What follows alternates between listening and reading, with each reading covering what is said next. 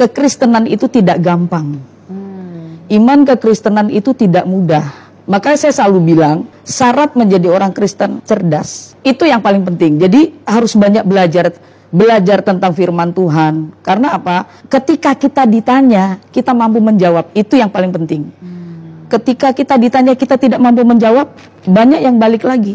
Tapi sekarang lagi populer suatu ungkapan bahwa yang mualaf itu yang cerdas. Menurut Bu Fadila, sebagai seorang yang meninggalkan Islam lalu menjadi Kristen. Dulu saya 14 tahun, 3 tahun saya sempat ateis. Oke. Ya, saya ingin mengosongkan diri saya karena saya tidak bisa belajar kekristenan seperti orang-orang lain.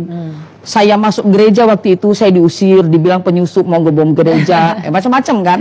Akhirnya saya memutuskan untuk saya belajar sendiri dan itu sulit sekali. Ketika memutuskan untuk menjadi Kristen, kenapa saya bilang tidak gampang? Kekristenan itu bukan cuma kita sekedar mengucapkan saja. Kasihilah musuhmu, ampunilah mereka yang bersalah kepada kamu. Itu berat, Elia. Berat. Kemudian itu secara kemanusiaan. Karena makanya saya bilang harus mengosongkan diri. Ketika kita berdiri sebagai manusia yang punya sisi kemanusiaan yang lebih dari yang lain, itu kita akan berpikir karena tidak ada iman lain yang mengajarkan tentang kasihilah musuhmu. Satu, ya.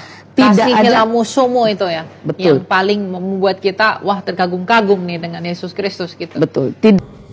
Ya, teman-teman, memang untuk menjadi seorang Kristen itu tidak mudah, teman-teman. Karena tentu ada hal-hal yang tidak sesuai dengan yang kita inginkan secara daging. Salah satunya bagaimana kita bisa mengasihi musuh. Karena keinginan daging kita, kalau musuh kita melakukan sesuatu hal kepada kita, tentu musuh itu ya dia merancangkan suatu hal yang jahat bagi kita. Nah, di dalam iman Kristen mengatakan bahwa kasihilah orang tersebut, yang seharusnya untuk bagian yang kita lakukan ya dari segi manusia bahwa kita membalas, ya memiliki keinginan untuk membalas terhadap apa yang dilakukan oleh musuh-musuh kita atau seseorang yang menyakiti kita.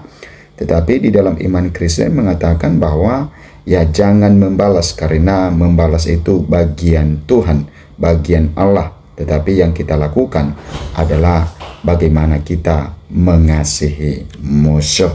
Oke, ini sesuatu hal yang tidak mudah karena ya mengasihi orang yang berbuat tidak baik terhadap kita.